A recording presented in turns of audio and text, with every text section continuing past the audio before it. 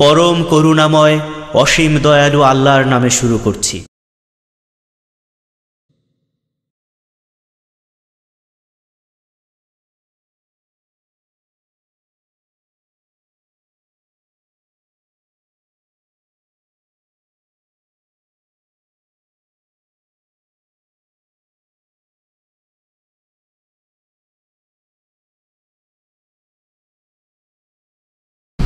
আসসালামু আলাইকুম ওয়া রাহমাতুল্লাহি ওয়া বারাকাতুহু। আলহামদুলিল্লাহি রাব্বিল আলামিন ওয়াল আকিবাতু লিল মুত্তাকিন ওয়াস-সালাতু ওয়াস-সালামু আলা আশরাফিল আম্বিয়া'i ওয়াল মুরসালিন নবিয়্যিনা মুহাম্মদ ওয়া আলা আলিহি ওয়া সাহবিহি আজমাইন ওয়া মান তাবি'আহুম বিইহসানিন ইলা ইয়াউমিদ্দিন। আম্মা বা'দু ফাআউযু বিল্লাহি মিনাশ শাইতানির রাজীম। বিসমিল্লাহির রাহমানির রাহিম। لقد من الله على المؤمنين إذ بعث فيهم رسولا من أنفسهم يتلو عليهم آياته ويزكيهم ويعلمهم الكتاب والحكمة وإن كانوا من قبل لفي ضلال مبين.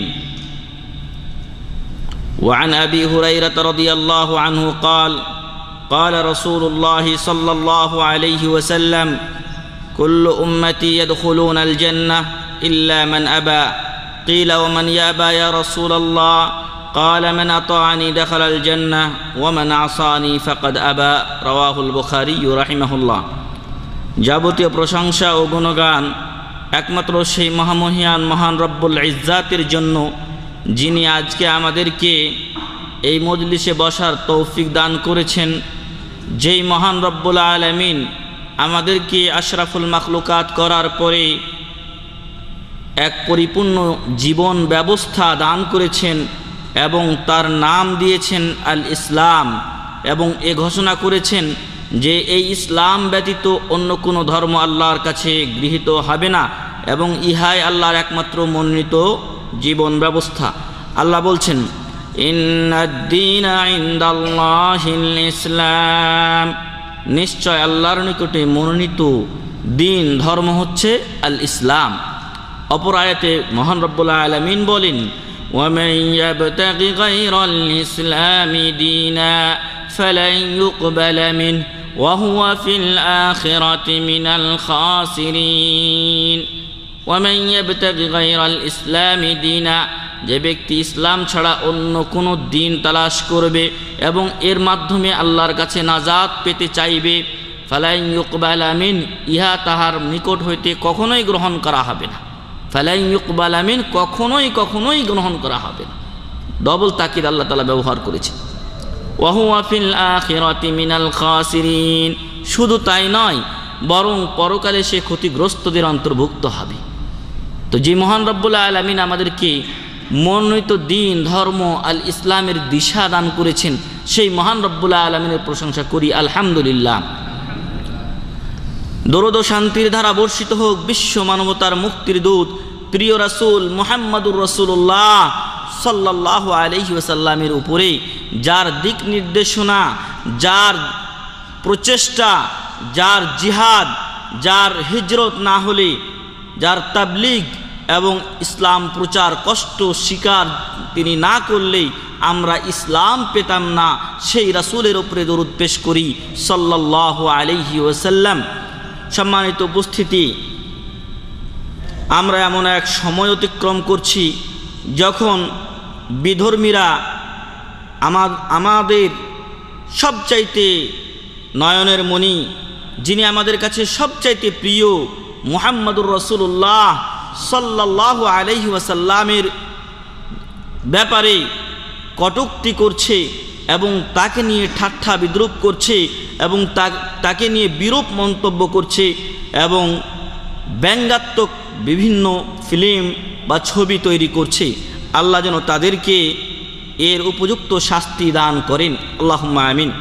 তো এমন এক সময় আমরা অতিক্রম করছি যখন বিধর্মীরা আমাদের নবী মুহাম্মদুর রাসূলুল্লাহ সাল্লাল্লাহু আলাইহি সাল্লামকে নিয়ে এরূপ কটূক্তি, ঠাট্টা বিদ্রূপ এবং ব্যঙ্গাত্মক করছে। তাই আজকে আমাদের বিষয় হলো রাসূল সাল্লাল্লাহু আলাইহি ওয়াসাল্লামের ভালোবাসা ও আমাদের করণীয়। রাসূল সাল্লাল্লাহু আলাইহি ওয়াসাল্লামের ভালোবাসা ও আমাদের করণীয় এ কথা বলার অপেক্ষা রাখে না যে নবী মুহাম্মদুর রাসূলুল্লাহ সাল্লাল্লাহু আলাইহি সাল্লামকে মহান রব্বুল আলামিন নবী হিসেবে, রাসূল হিসেবে চয়ন করে দ্বীন ইসলাম প্রচারের জন্য প্রেরণ করেছিলেন এবং নবী মুহাম্মদ সাল্লাল্লাহু আলাইহি ওয়াসাল্লাম অসংখ্য কষ্ট সহ্য করে সে দিনকে আমাদের নিকটে পৌঁছিয়ে দিয়েছেন। তার দায়িত্ব তিনি পালন করেছেন। এজন্য তিনি অসংখ্য কষ্ট স্বীকার করেছেন। মক্কায় একাকী একজন ব্যক্তি তিনি হাজার হাজার লোকের মতের ও পথের বিপরীতে এক আল্লাহর তাওহীদের প্রচার করেছেন। তিনি যেখানে লোক সমাগম দেখতেন সেখানে গিয়ে বলতেন, কুলু লা ইলাহা ইল্লাল্লাহ তুফলিহুন, কুলু লা ইলাহা ইল্লাল্লাহ তুফলিহুন, তোমরা লা ইলাহা ইল্লাল্লাহ কালিমা পাঠ করো, তাহলে তোমরা সফল কাম হবে, কৃতকার্য হবে। কিন্তু পিছনে পিছনে আবু লাহাব শয়তান যেত এবং বলতো যে লা তাত্তাবিউ, তোমরা তার অনুসরণ করবে না, তার কথা শুনবে না। কেন? ইন্নাহু সাবিউন কাযযাব, কারণ তিনি ধর্মত্যাগী, অর্থাৎ কুফরি যে মুশরিকানা যে ধর্মের উপরে কুরাইশরা ছিল ওই ধর্ম তিনি ত্যাগ করেছেন এবং মিথ্যুক, নাউযুবিল্লাহি মিন যালিক। অথচ এই নবী মুহাম্মদুর রাসূলুল্লাহ সাল্লাল্লাহু আলাইহি ওয়াসাল্লাম তার নবুয়ত প্রাপ্তির পূর্বেই মক্কাবাসীর কাছে আল আমিন উপাধিতে ভূষিত ছিলেন। তার জীবনে কোনো একদিন মিথ্যা কথা তিনি বলেননি। যখন মহান রব্বুল আলামিন তার উপরে মহাগ্রন্থ আল কোরআনুল কারীমের আয়াত নাজিল করলেন, ওয়ানজির আশীরাতাকাল আকরাবিন, মুহাম্মদ সাল্লাল্লাহু আলাইহি ওয়াসাল্লাম তোমার নিকট আত্মীয়দেরকে আগে দাওয়াত দাও, তোমার নিকট আত্মীয়দেরকে আগে দাওয়াত দাও। কিন্তু আমাদের সমাজে আজকে রাসূল সাল্লাল্লাহু আলাইহি ওয়াসাল্লামের পথ ও মতের বিপরীতে কিছু, কোরআন ও হাদিসের পথ ও মতের বিপরীতে কিছু লোক বের হয়েছে, যারা নিজেকে ভুলে যায়, নিজের ফ্যামিলিকে ভুলে যায়, নিজের গ্রামবাসীকে ভুলে গিয়ে দূর দূরান্তে চলে যায় এবং দাওয়াতি কাজ করে বেড়ায়। কিন্তু আল্লাহ বলছেন, ওয়ানজির আশীরাতাকাল আকরাবিন, তোমার নিকট আত্মীয়দেরকে আগে দাওয়াত দাও। রাসূল সাল্লাল্লাহু আলাইহি ওয়াসাল্লাম একদিন প্রত্যুষে সকালবেলা সাফা পর্বত, যেখানে আমরা এখনো উঠি এবং সাই করি, যেই সাফা এবং মারওয়ার মাঝে সেই সাফা পর্বতের উপরে নবী মুহাম্মদুর রাসূলুল্লাহ সাল্লাল্লাহু আলাইহি ওয়াসাল্লাম সকালবেলা উঠে জোরে চিৎকার করে বললেন, ওয়া সবাহা। এটা ছিল বিপদ সংকেত, জাহেলিয়াত যুগের বিপদ সংকেত ছিল ওয়া সবাহা। এখন আমাদের যেরকম যদি কেউ বিপদে পড়ে তখন বলে, ওরে বাবা রে, মরে গেলাম রে, আসরে ইত্যাদি, এরকম যেরকম বলে, ঠিক তদ্রূপ তখনকার সময় কেউ যদি ওয়া সবাহা বলতো তাহলে সকলেই বুঝতে পারত যে উনি বিপদে পড়েছেন, তাকে উদ্ধার করতে হবে। আর যখন নবী মুহাম্মদুর রাসূলুল্লাহ সাল্লাল্লাহু আলাইহি ওয়াসাল্লামের আওয়াজ তারা শুনেছে, তখনই তারা বুঝতে পেরেছে যে ইনি হলেন মুহাম্মদ সাল্লাল্লাহু আলাইহি ওয়াসাল্লাম। যতই দিনের শত্রুতা থাকুক না কেন, যারা নিকটের লোক ছিলেন, যারা আত্মীয় স্বজন ছিলেন, তারা ছুটে এসেছেন এবং তার কাছে এসে তারা উপস্থিত সাফা পর্বতের প্রান্তরে বা নিম্ন দেশে তারা অবস্থান করছেন। আর নবী মুহাম্মদ সাল্লাল্লাহু আলাইহি ওয়াসাল্লাম সাফা পর্বতের উপরে দাঁড়িয়ে আছেন, বলছেন যে কি ব্যাপার তোমার, তারা বলল যে কি ব্যাপার, তুমি এইভাবে চিৎকার করেছো, তোমার কোনো বিপদ হয়েছে নাকি? তখন তিনি বলছেন যে আমি তোমাদেরকে একটা কথা বলার জন্য এখানে এরকম একত্রিত করেছি, আর সেই কথাটা কি তোমরা বিশ্বাস করবে? তখন তারা বলল যে হ্যাঁ, মা জাররাবনা আলাইকা কাযিবা। রাসূল সাল্লাল্লাহু আলাইহি ওয়াসাল্লাম বললেন, রাসূল সাল্লাল্লাহু আলাইহি ওয়াসাল্লাম তাদেরকে বললেন যে আমি যদি বলি যে এই পাহাড়ের, সাফা পাহাড়ের পিছনে শত্রু ওত পেতে আছে, যে কোনো মুহূর্তে তোমাদের উপরে আক্রমণ করতে পারে, আকুনতুম মুসাদ্দিকিয়া, তোমরা কি আমাকে সত্য বলে মেনে নিবে, জানবে সত্য বলে? তখন তারা বলেছিল যে বালা, অবশ্যই তোমাকে সত্য বলে আমরা জানবো বা মেনে নেব, কারণ মা জাররাবনা আলাইকা কাযিবা, তোমার জীবনে আমরা কোনোদিন মিথ্যা পাইনি। আল্লাহু আকবার, আল্লাহু আকবার। জীবনে কোনোদিন মিথ্যা বলেননি নবী মুহাম্মদুর রাসূলুল্লাহ সাল্লাল্লাহু আলাইহি ওয়াসাল্লাম। এটা জাহেলিয়াত যুগে, জাহেলিয়াত যুগে কোনোদিন মিথ্যা বলেননি। নবুয়ত লাভের পরে মিথ্যা বলবেন? কাল্লা, কোশ্চিন কালো এটা সম্ভব নয়। উনি বললেন যে শত্রু আসলে তোমাদের উপরে আক্রমণ করবে, নারীদেরকে বন্দী করবে, তোমাদেরকে হত্যা করবে এবং তোমাদের মাল সম্পদ লুণ্ঠন করবে, এই তো করবে আর কি। কিন্তু আমি তোমাদেরকে এর চাইতে আরো কঠিন শাস্তির ভয় প্রদর্শন করছি, আর তা হচ্ছে জাহান্নাম এবং কবরের শাস্তি। তখন আবু লাহাব বলেছিল, তাব্বাল্লাকা লিহাযা জামাআতানা, ধ্বংস হও তুমি, এজন্য কি আমাদেরকে একত্রিত করেছে। এরপরে সে পাথর তুলে নবী মুহাম্মদুর রাসূলুল্লাহ সাল্লাল্লাহু আলাইহি সাল্লামকে মারার জন্য উদ্যত হয়। তখন আল্লাহ রাসূল সাল্লাল্লাহু আলাইহি সাল্লাম মনে দুঃখ পান, ব্যথিত হন। আল্লাহ তাআলা তার এই তার ব্যথা পাওয়ার আগেই জানেন যে উনি ব্যথা পাবেন। আল্লাহ তাআলা কোরআনের আয়াত নাজিল করলেন, তাব্বাত ইয়াদা আবি লাহাবিন ওয়া তাব মা আগনা আনহু মালুহু ওয়া মা কাসাব সায়াসলা নারান যাতা লাহাব ওয়া ইমরাআতুহু হাম্মালাতাল হাতাব ফি জিদিহা হাবলুম মিন মাসাদ। এই সূরা নাজিল করে আল্লাহ তাআলা আবু লাহাবের ধ্বংস অনিবার্য করে দিলেন, লিখে দিলেন কিয়ামত পর্যন্ত এই সূরা তেলাওয়াত হতে থাকবে, আবু লাহাব ধ্বংস হতে থাকবে। ধ্বংস তার জন্য লিখিত হয়ে গেল, জাহান্নাম তার জন্য অবধারিত হয়ে গেল। আল্লাহু আকবার। নবী মুহাম্মদুর রাসূলুল্লাহ সাল্লাল্লাহু আলাইহি ওয়াসাল্লাম কোনোদিন মিথ্যা কথা বলেননি। আর এই দাওয়াত প্রচার করতে গিয়ে আবু লাহাব তার পিছনে পিছনে যেত আর বলতো, ইন্নাহু সাবিউন কাযাব, মিথ্যুক, নিজের ধর্ম ত্যাগ করেছে। নাউযুবিল্লাহি মিন যালিক। এই কষ্ট স্বীকার করেছেন কে? নবী মুহাম্মদুর রাসূলুল্লাহ সাল্লাল্লাহু আলাইহি ওয়াসাল্লাম। যখন দেখলেন মক্কার লোকেরা ইসলাম তেমন একটা গ্রহণ করছে না, তখন মনে বুক বড় আশা নিয়ে গেলেন তায়েফের ময়দানে। কিন্তু তায়েফেও তাকে জর্জরিত হতে হয়েছে। তিনি সেখানে রক্তাক্ত হওয়ার পরেও মালাকুল জিবাল জিবরিল আলাইহিস সালাম এসে রাসূল সাল্লাল্লাহু আলাইহি সাল্লামকে বললেন, হাযা মালাকুল জিবাল, ইনি হলেন পাহাড়ের দায়িত্বপ্রাপ্ত ফেরেশতা। আপনার কাছে একবার অনুমতি চাচ্ছেন যে মক্কা এবং তাইফের মধ্যে বড় দুই পাহাড় যে রয়েছে, এই দুই পাহাড়কে একসাথে করে এর মধ্যবর্তী যে সকল কাফেরেরা আছে তাদেরকে পিষে মেরে ফেলার জন্য শুধু আপনি একবার অনুমতি দেন, তাহলেই তিনি এই কাজ সম্পাদন করবেন। রাসূল সাল্লাল্লাহু আলাইহি সাল্লাম বললেন যে না। আল্লাহ তাআলা তার ব্যাপারে বলছেন, ওয়ামা আরসালনাকা ইল্লা রাহমাতাল লিল আলামিন, হে মুহাম্মদ সাল্লাল্লাহু আলাইহি সাল্লাম, আপনাকে আমি বিশ্ববাসীর জন্য রহমত হিসেবে প্রেরণ করেছি। আপনি সহ্য করতে পারতাম না, কারণ শরীর থেকে রক্ত বের হয়েছে। আজকে আমার আপনার রক্ত বের হয় না, একটা কথা যদি হয় তাই আপনি সহ্য করতে পারি না। নবী মুহাম্মদুর রাসূলুল্লাহ সাল্লাল্লাহু আলাইহি ওয়াসাল্লাম তিনি এই রক্ত সহ্য করেছেন। উনি বলেছিলেন যে না, লাআল্লাহু আন ইউখরিজা মিন আসলাবিহিম মান ইয়াবুদুল্লাহ ওয়াহদাহু ওয়া লা ইউশরিকু বিহি শাইআ। হতে পারে এদেরকে আজকে ধ্বংস করিও না, এদেরকে আজকে ধূলিসাৎ করে দিও না, কারণ হতে পারে এদের পরবর্তী বংশধরদের মধ্য থেকে এমন কেউ জন্মগ্রহণ করবে যারা আল্লাহকে চিনবে, যারা আল্লাহর একত্ববাদ প্রকাশ করবে, প্রতিষ্ঠা করবে এবং তার নবী মুহাম্মদুর রাসূলুল্লাহ সাল্লাল্লাহু আলাইহি ওয়াসাল্লামকে চিনবে। আজকে তায়েফের লোকেরা চিনেছে না? তায়েফে কাফের মুশরিক আছে না মুসলমান? আজকে তায়েফে মুসলমানরা অবস্থান করছে এবং সেখানে ইসলামিক সেন্টার আছে। সেখান থেকে আমরা হজে উমরায় যাওয়ার সময় এহরাম বাঁধি। প্রিয় ভাই এবং বন্ধুগণ, রাসূল এই তায়েফের ময়দানে কষ্ট স্বীকার করেছেন। কেন? কারণ আমাদের নিকট পর্যন্ত ইসলামকে পৌঁছিয়ে দেওয়ার জন্য, আমার আপনার কাছে ইসলামকে পৌঁছিয়ে দেওয়ার জন্য।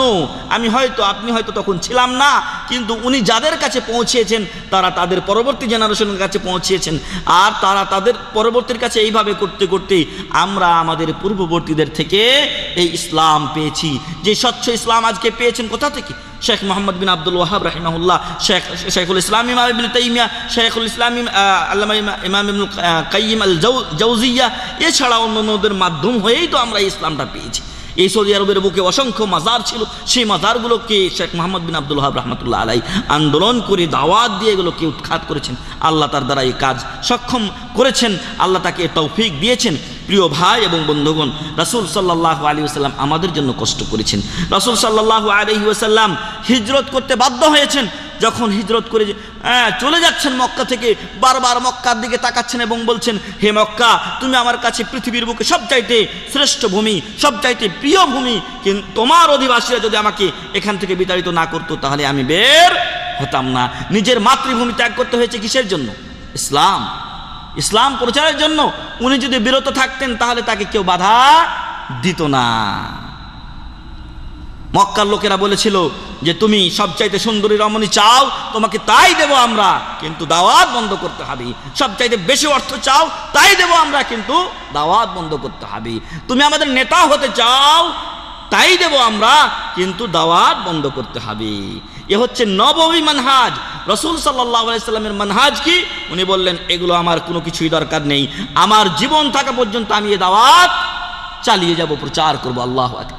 কিছু লোক আজকে আছে আমাদের সমাজে এমন, যারা বলে যে আগে গদিটা নিব, তারপরে আমরা সবার উপরে বিধান চাপিয়ে দেব। না ভাই, এরকম বিধান কেউ মেনে নেবে না। মানুষের হৃদয় যদি চেঞ্জ না হয়, আর ওই সমস্ত মানুষেরাই আপনার পতনের কারণ হবে। অতএব রাসূল সাল্লাল্লাহু আলাইহি ওয়াসাল্লামের মানহাজ, নীতি এটা নয় যে আগে ক্ষমতা নেবেন, তারপর আপনি লোকের উপরে বিধান চাপাবেন। আগে লোক ঠিক করেন, লোকেরাই আপনার বিধান মেনে নিবে। রাসূল সাল্লাল্লাহু আলাইহি ওয়াসাল্লাম এই কাজই করেছিলেন, এই পদ্ধতিতেই এগিয়েছিলেন। হিজরত করেছেন ইসলাম প্রচারের জন্য। উহুদের ময়দানে দান শহীদ হয়েছে, ঘাড়ে ব্যথা পেয়েছেন। খন্দকে তিনি পেটে পাথর নিয়ে, যে পাথর কেউ ভাঙতে পারছিল না, সেই পাথর তিনি ভেঙেছেন। এমনই বদরের প্রান্তরে রাসূল সাল্লাল্লাহু আলাইহি সাল্লাম আল্লাহর কাছে কেঁদে কেঁদে দোয়া করেছেন, এবং তার চাদর যেটা গায়ে ছিল 2 বা 3 বার করে পড়ে গেছে, এবং শেষ পর্যন্ত আবু বকর রাদিয়াল্লাহু আনহু এসে বলেছেন, কাফাকা মুনাশাদাতুকা লিরাব্বিক, আপনি যেভাবে আল্লাহর কাছে কাকুতি মিনতি করে দোয়া করছেন, এটা যথেষ্ট হবে, ইনশাআল্লাহ আল্লাহ আপনাকে বিজয় দান করবেন। আল্লাহু আকবার। এই ইসলাম প্রচারের জন্য ইয়াহুদিরা রাসূল সাল্লাল্লাহু আলাইহি ওয়াসাল্লামের খাবারে বিষ মিশিয়ে দিয়েছে। যে বিষের ব্যথা উনি প্রায় অনুভব করতেন, এবং যখন তিনি মৃত্যুবরণ করেন, এটার অন্যতম একটা কারণ ছিল ওই বিষের বেদনা। প্রিয় ভাই এবং বন্ধুগণ, এছাড়াও কত যে নির্যাতন নবী মুহাম্মদুর রাসূলুল্লাহ সাল্লাল্লাহু আলাইহি সাল্লামের উপরে বয়ে গেছে, তার কোনো ইয়ত্তা নেই, তার কোনো হদিস নেই। এগুলো সব কিছু করেছেন উনি ইসলাম প্রচারের জন্য, যাতে আপনি আজকে ইসলাম পেয়ে উভয় জগতে শান্তি পাই। ইহলৌকিক জীবনে আমরা শান্তি পাই, এবং পরকালীন জীবনে আমরা যাতে জান্নাতে যেতে পারি। এই জন্যই মহান রব্বুল আলামিনের রাসূল মুহাম্মদ সাল্লাল্লাহু আলাইহি ওয়াসাল্লাম এই কষ্টগুলো করে গেছেন। আর উনি ছিলেন আমাদের জন্য এক মহা নিয়ামত। উনি ছিলেন আমাদের জন্য এক মহা নিয়ামত। যদিও বাতিলপন্থী কাফের মুশরিক শয়তানেরা তাকে এভাবে ব্যঙ্গ করে, কিন্তু তিনি বিশ্ববাসীর জন্য নিয়ামত, রহমত। এর আগে আমি বলেছি, ওয়ামা আরসালনাকা ইল্লা রাহমাতাল লিল আলামিন।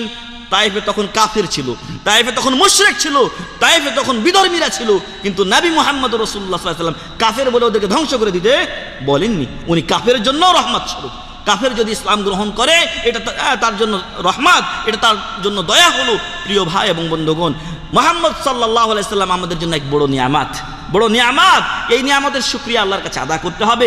নবী মুহাম্মদুর রাসূলুল্লাহ সাল্লাল্লাহু আলাইহি ওয়াসাল্লামের অনুসরণ ইত্তেবা করতে হবে, তবে আমরা এই নিয়ামতের শুকরিয়া আদায় করতে পারবো। আল্লাহ তাআলা সূরাত আলে ইমরানের 164 নম্বর আয়াতে বলছেন, লাকাদ মান্নাল্লাহু আলাল মুমিনিনা ইয বা'আসা ফীহিম রাসূলা।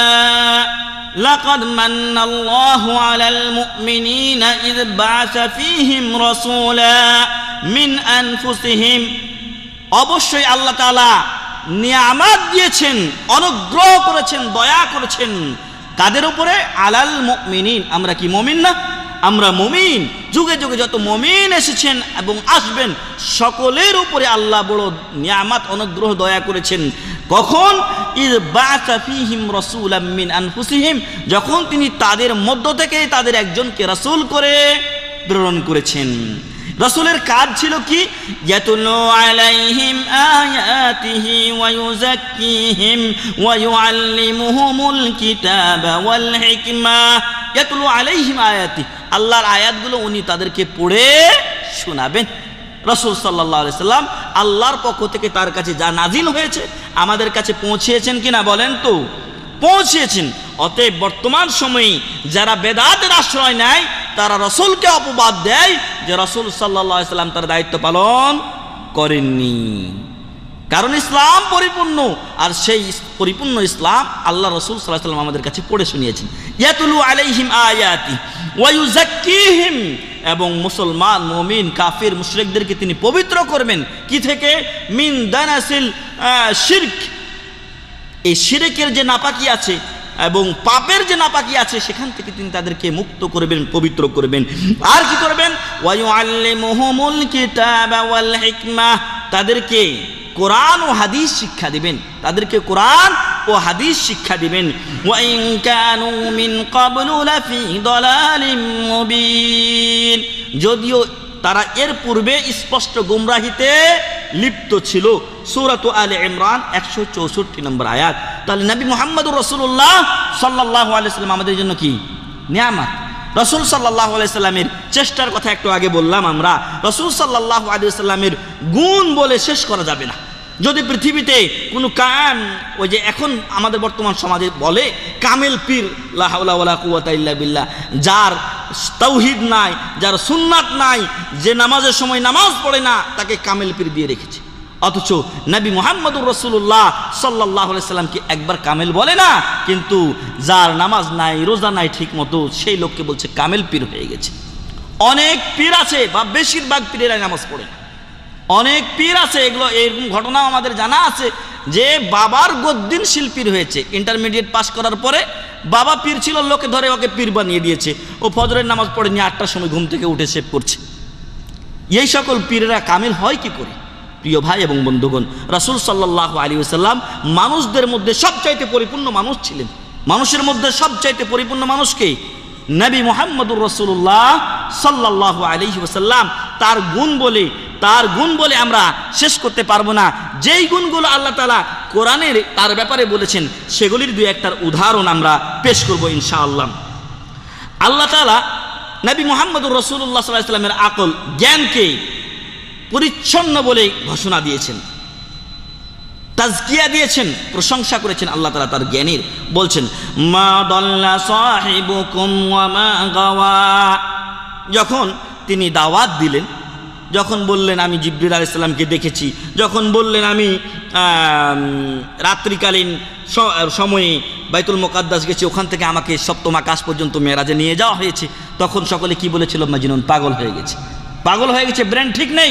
আল্লাহ বলছেন মা দাল্লা সাহিবুকুম ওয়া মা গাওয়া, উনি বিপদগামী হননি, পথভ্রষ্ট হননি এবং বক্র পথেও চলেননি, উনি সঠিক পথেই আছেন। উনার ব্রেনটা কি আছে?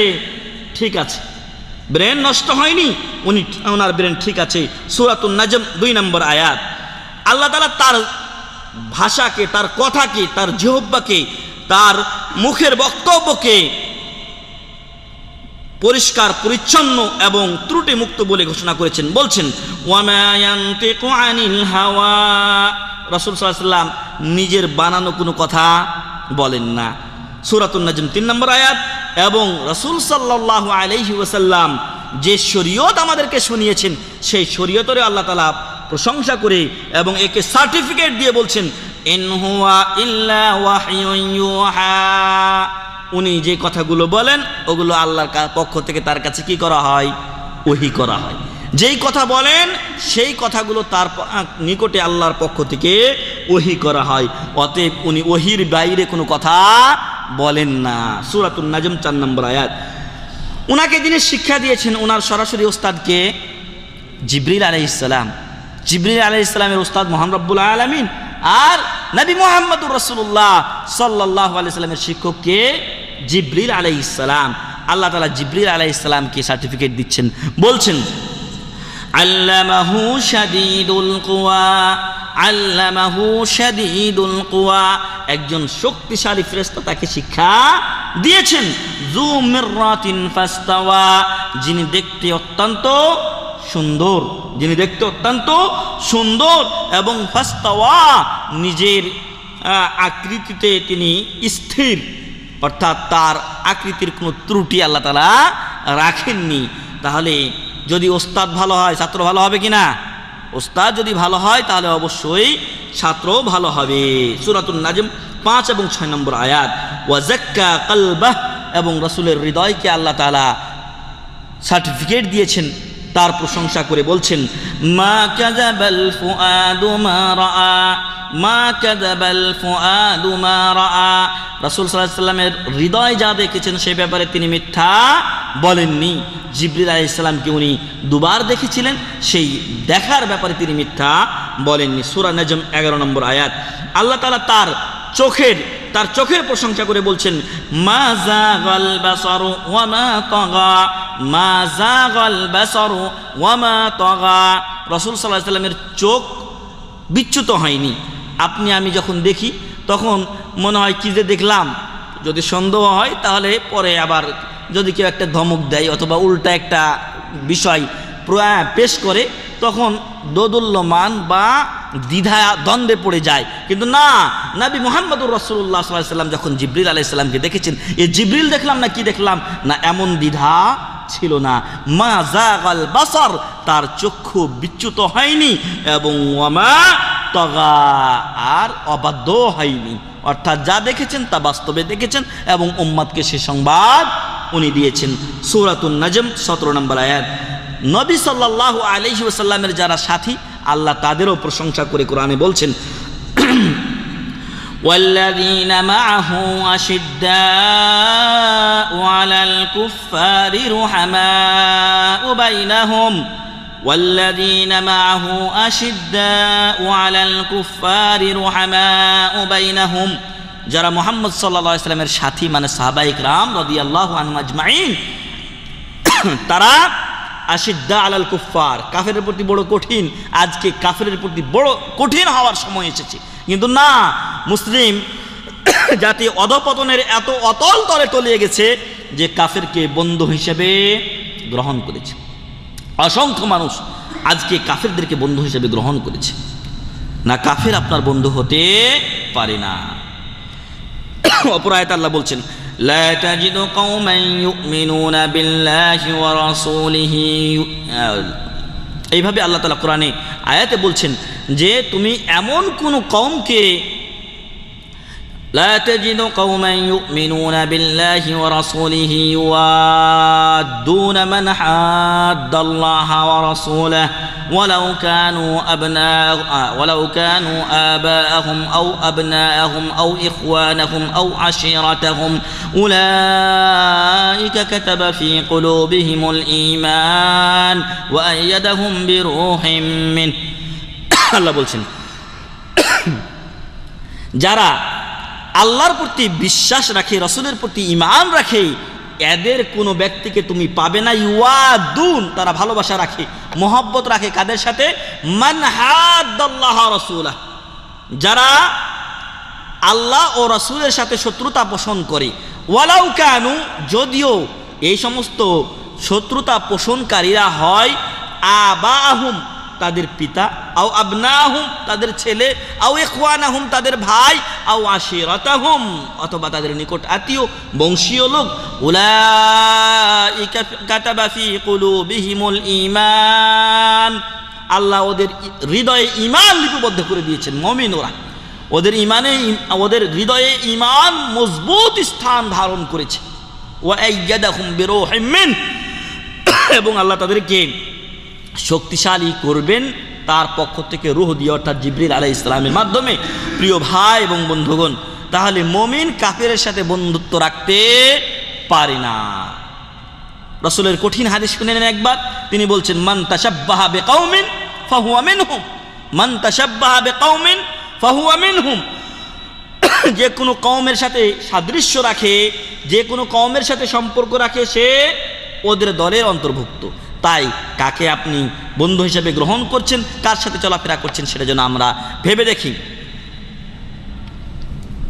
কিছু নামধারী মুসলমান যারা কাফেরদের সাথে বন্ধুত্ব রাখে, তাদের কারণে আজকে ইসলামের সর্বনাশ হয়েছে। তাই আমরা যেন রাসূল সাল্লাল্লাহু আলাইহি ওয়াসাল্লামের সাহাবাদের মতো হই।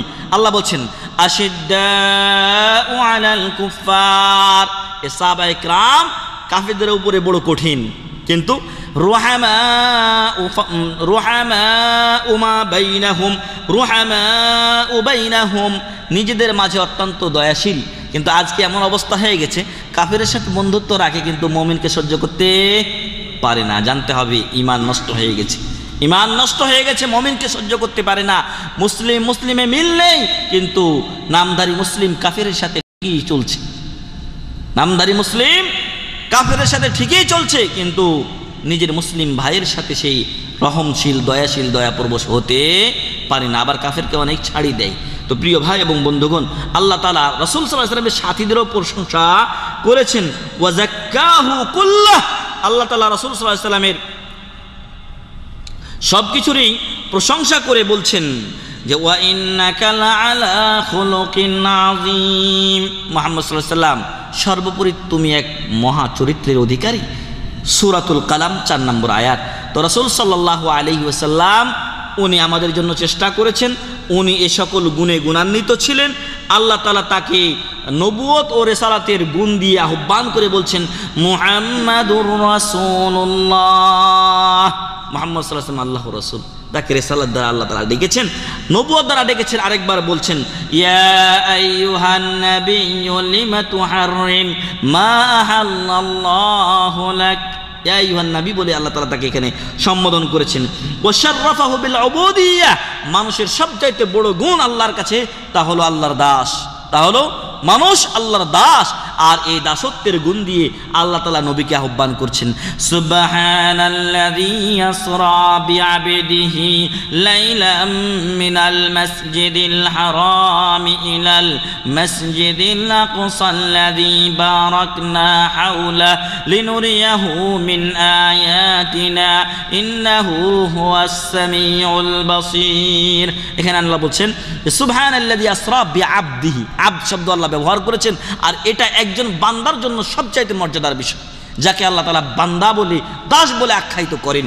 আর এই মর্যাদা আল্লাহ দিয়েছেন কাকে? তার নবী মুহাম্মদুর রাসূলুল্লাহ সাল্লাল্লাহু আলাইহি ওয়াসাল্লামকে। আল্লাহ তাআলা তার ব্যাপারে সাক্ষ্য দিয়েছেন যে উনি রাত্রিকালীন সময়ে দাঁড়িয়ে আল্লাহর কাছে নামাজ আদা করেন।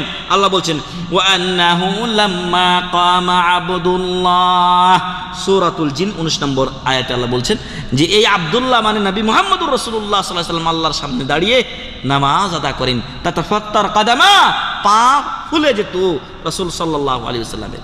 সম্মানিত উপস্থিতি, অতএব আমাদের ভাবার বিষয় যে এই রাসূলের প্রতি কি করে আমরা বিরূপ মন্তব্য পেশ করি বা পোষণ করি। অনেক মুসলমান আছে তারাও অনেক সময় খারাপ ধ্যান ধারণা রাখে, কিন্তু না, নবী মুহাম্মদুর রাসূলুল্লাহ সাল্লাল্লাহু আলাইহি ওয়াসাল্লামের ব্যাপারে এ সকল ধ্যান ধারণা রাখা যাবে না। পৃথিবীর বুকে যত সন্তান এসেছে তার মধ্যে সবচেয়ে শ্রেষ্ঠ সন্তান কে? নবী মুহাম্মদুর রাসূলুল্লাহ সাল্লাল্লাহু আলাইহি ওয়াসাল্লাম। অথচ আজকে এই একবিংশ শতাব্দীর শুরুতে কিছু শয়তান দুষ্ট চক্র এসে বলছে না, নবী মুহাম্মদুর রাসূলুল্লাহ সাল্লাল্লাহু আলাইহি ওয়াসাল্লামের চরিত্র পবিত্র নয়। শয়তান তোমাদের মতো লুচ্চাদের চরিত্র কি পবিত্র? যাদের জন্মের ঠিক নাই, যাদের বিয়ে শাদীর ঠিক নেই, যারা পুরুষে বিয়ে জায়েজ করেছে ওরা হচ্ছে চরিত্রবান। আর নবী মুহাম্মদুর রাসূলুল্লাহ সাল্লাল্লাহু আলাইহি ওয়াসাল্লাম যার ইতিহাস, যার জীবনী স্বর্ণাক্ষরে লেখা আছে এবং জলজল করছে, সেই নবীর ব্যাপারে এই শয়তানেরা কথা বলছে। নামধারী কিছু মুসলিম আসলে তারা মুসলমান নয়, তারাও তাদের সাথে গলা মিলিয়ে একাত্মতা প্রকাশ করছে। নাউযুবিল্লাহি মিন যালিক। প্রিয় ভাই এবং বন্ধুগণ, এই সকল বিরুদ্ধবাদীদেরকে ধ্বংসের জন্য আল্লাহ তাআলা নিজেই ব্যবস্থা গ্রহণ করেছেন। তবে আমাদেরও কিছু করণীয় আছে। আল্লাহ তাআলা যাদেরকে এর আগে ধ্বংস করে দিয়েছেন নবী মুহাম্মদুর রাসূলুল্লাহ সাল্লাল্লাহু আলাইহি ওয়াসাল্লামের বিরোধিতার জন্য, তাদের সংখ্যা অনেক। তার মধ্যে একজন হলো আল্লাহ কোরআনে বলছেন ওয়াল্লাহু ইয়াসিমুকা মিনান নাস, হে মুহাম্মদ সাল্লাল্লাহু আলাইহি ওয়াসাল্লাম আল্লাহ আপনাকে মানুষের কাছ থেকে বাঁচাবেন। অতএব মানুষ পাহারা দিয়ে তোমাকে চলতে হবে এমন না, আল্লাহই তোমাকে রক্ষা করবেন। সূরাতুল মাইদা 67 নম্বর আয়াত। আল্লাহ রাসূল সাল্লাল্লাহু আলাইহি ওয়াসাল্লাম একদা যুদ্ধের ময়দান থেকে ফিরে আসার সময় শুয়েছিলেন গাছের নিচে। তরবারিটা কোথায় ছিল? গাছের উপরে লটকানো ছিল, ঝুলানো ছিল। উনি ঘুমিয়ে আছেন। একজন কাফের এসে রাসূল সাল্লাল্লাহু আলাইহি ওয়াসাল্লামের তরবারিটা এইভাবে নিয়ে বলছে, মান ইয়ামনাউকা মিন্নি, আমার কাছ থেকে তোমাকে এখন কে বাঁচাবে? রাসূল সাল্লাল্লাহু আলাইহি ওয়াসাল্লাম জেগে গেলেন, দেখলেন যে নিজের তরবারি শত্রুর হাতে। তখন তিনি, যেহেতু তিনি কাপুরুষ ছিলেন না, আরবের মধ্যে সবচাইতে সাহসী বীর ছিলেন নবী মুহাম্মদুর রাসূলুল্লাহ সাল্লাল্লাহু আলাইহি ওয়াসাল্লাম। একদিন এক সাহাবী বলছেন, রাত্রে একটা বড় আওয়াজ শোনা গেল, বোমা ফাটার মতো আওয়াজ। যদি এরকম হয় তো আমরা সবাই গুড়ি সুড়ি হয়ে আর বসবো, ওরে আল্লাহরে কোন দিক থেকে কিনা আযাব বিপদ আসে। রাসূল সাল্লাল্লাহু আলাইহি সাল্লাম আওয়াজ পাওয়ার সাথে সাথে তিনি নিজের ঘোড়া বা উট নিয়ে বের হয়ে গেছেন। সাহাবী বলছেন, আমরা যখন একত্রিত হয়ে বের হচ্ছি, দেখছি নবী মুহাম্মদুর রাসূলুল্লাহ সাল্লাল্লাহু আলাইহি সাল্লাম যেই দিক থেকে আওয়াজ এসেছিল ওই দিক থেকে উনি ফিরে এসে বলছেন যে চলে আসো, ওইদিকে কোনো বিপদের কিছু নেই, এমনি হয়তো কোথা থেকে কোন দিকে আওয়াজ এসেছিল, ওইদিকে কোনো শত্রুর দেখা আমি পাইনি, একাই চলে গেছে। যেখানে সাহাবারা সবাই মিলে জমায়েত হচ্ছেন, উনি একাই চলে গেছেন। রাসূল সাল্লাল্লাহু আলাইহি ওয়াসাল্লাম ওই শত্রুর হাতে নিজের তরবারি দেখে বললেন, যখন সে বলল যে মান ইয়ামনাউকা মিন্নি, আমার হাত থেকে তোমাকে কে বাঁচাবে? উনি বললেন আল্লাহ। এই আল্লাহ শব্দের হুঙ্কার ধ্বনি নবী মুহাম্মদুর রাসূলুল্লাহ সাল্লাল্লাহু আলাইহি সাল্লামের মুখ থেকে শোনার সাথে সাথে ওই ব্যক্তি কাঁপতে লাগলো, তার হাত কেঁপে তরবারি পড়ে গেল। এবার উনি তরবারি হাতে ধরলেন। কে ধরলেন? নবী মুহাম্মদ সাল্লাল্লাহু আলাইহি সাল্লাম তরবারি নিজের হাতে নিয়ে বললেন, মান ইয়ামনাকা মিন্নিল আন, এখন আমার হাত থেকে তোমাকে কে বাঁচাবে? তখন মিন্না মিন্না করা শুরু, হুজুর আপনি আমারে বাঁচার মারে ফেলাবেন না।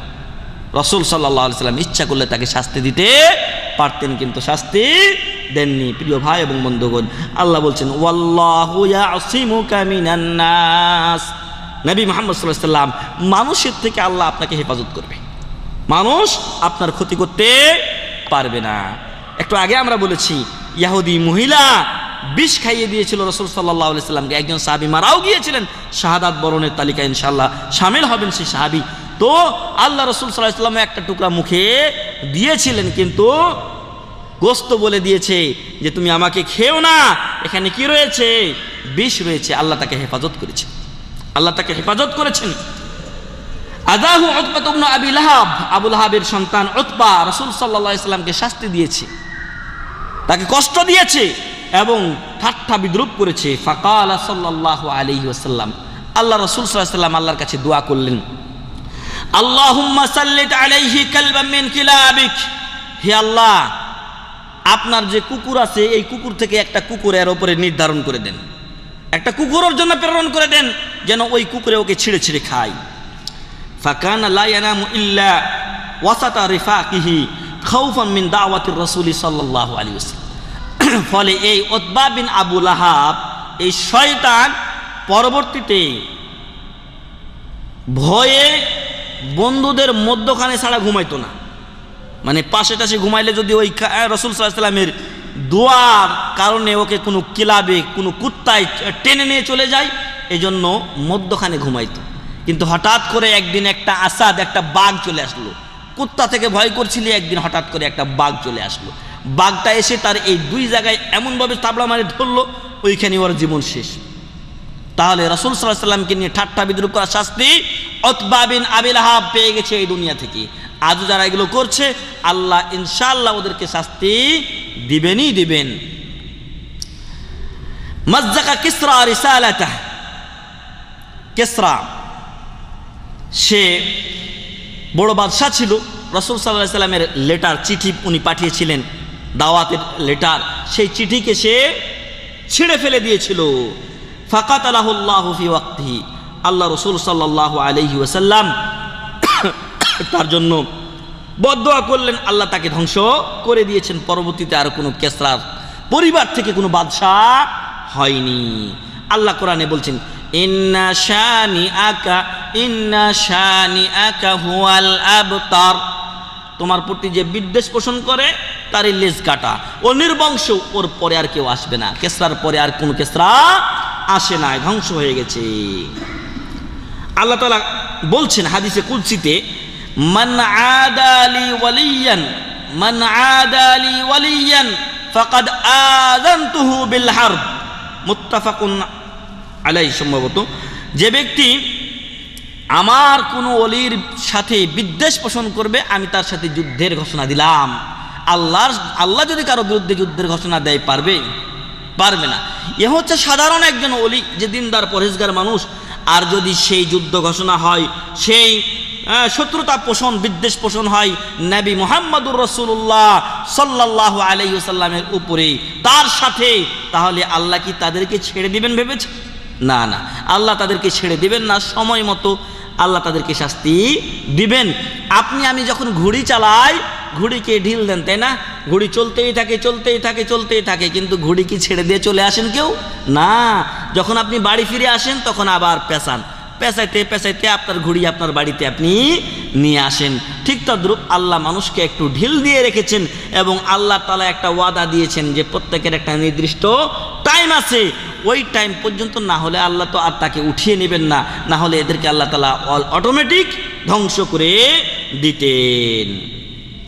এছাড়াও যুগে যুগে আরও অনেক ঠাট্টা বিদ্রুপকারী রসুলের প্রতি এসেছে, আল্লাহ তাদেরকে ধ্বংস করেছেন। তাদের মধ্যে একজন হচ্ছে ওয়ালিদ বিন মুগীরা, আর একজন হচ্ছে আসওয়াদ বিন আব্দ ইয়াগুস, আর একজন হচ্ছে আসওয়াদ বিন মুত্তালিব, আর একজন হচ্ছে হারিস বিন আব্দুল আস-সাহমি ওয়াল আস বিন ওয়াইল। এই সকল লোকেরা রাসূল সাল্লাল্লাহু আলাইহি ওয়াসাল্লামের সাথে ঠাট্টা বিদ্রুপ করেছে। আল্লাহ তাদের জন্য যথেষ্ট হয়ে গেছেন। আল্লাহ বলছেন, ইন্না কাফাইনাকাল মুস্তাহজিন, যারা আপনাকে নিয়ে ঠাট্টা বিদ্রুপ করে আমি তাদের জন্য যথেষ্ট, আপনাকে কিছু করতে হবে না। বিভিন্নভাবে তাদের ধ্বংস হওয়ার ঘটনা উল্লেখ হয়েছে। আমাদের সময় কম, এজন্য আমরা সেগুলো ছেড়ে দিলাম। সম্মানিত ভাই এবং বন্ধুগণ, এখন আমরা বলি যে নবী মুহাম্মদুর রাসূলুল্লাহ সাল্লাল্লাহু আলাইহি ওয়াসাল্লামকে আমরা খুব ভালোবাসি, কিন্তু সেই ভালোবাসার প্রমাণ কোথায় আমাদের? সেই ভালোবাসার প্রমাণ কি আমরা দিতে পেরেছি? না, আমরা সেই প্রমাণ দিতে পারিনি। আমাদের এটা দাবি মুখের, এটা আমাদের দাবি, কিন্তু বাস্তবে আমরা অনেক দূরে। আজকে নবী মুহাম্মদুর রাসূলুল্লাহ সাল্লাল্লাহু আলাইহি ওয়াসাল্লামের কয়টা সুন্নাত আমাদের মাঝে আছে? অসংখ্য বেদাতে, নামাজ, রোজা, হজ, যাকাত সমস্ত শরীর ভরে গেছে। অসংখ্য বেদাতে, নামাজ, রোজা, হজ, যাকাত, নিজের শরীর এবং চলাফেরা, চরিত্র সব কিছুই আমাদের ভরে গেছে। তাই আমাদের উচিত, আমাদের এখনো সময় আছে, আমরা যেন আমাদের দিন ফুরিয়ে যাওয়ার আগে নবী মুহাম্মদুর রাসূলুল্লাহ সাল্লাল্লাহু আলাইহি ওয়াসাল্লামের সুন্নাতের দিকে, তার সত্যিকার ভালোবাসার দিকে ফিরে আসি। কবি বলছেন যে তাসিল ইলাহা ওয়া আনতা তাজউমু হুব্বাহু ইন্না হাযা ফিল কিয়াস লাশানিউ। তাসিল ইলাহ, আল্লাহর অবাধ্য হচ্ছে তুমি। ওয়া আনতা তাজউমু হুব্বা, অবাধ্য হয়ে তুমি ভালোবাসা মনে করতেছো নাকি? আল্লাহর অবাধ্য হয়ে তুমি ভালোবাসার বহিঃপ্রকাশ ঘটাতে চাও? এটা তো সাধারণ মানুষের ক্ষেত্রে একটা দৃষ্টিকটু বিষয়। আপনি একজনকে ভালোবাসেন আর ওর কথা আপনি মানবেন না? না, আপনি তাকে ভালোবাসেন না, আপনি তাকে ঘৃণা করেন।